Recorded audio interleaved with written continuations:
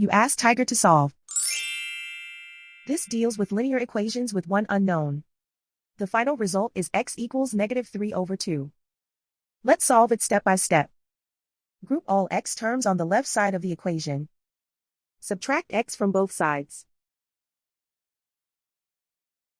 Group like terms.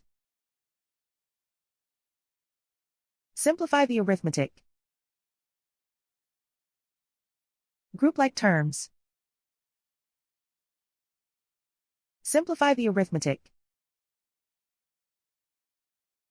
Group all constants on the right side of the equation. Subtract 2 from both sides.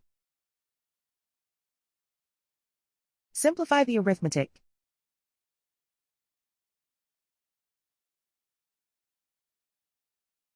Isolate the x.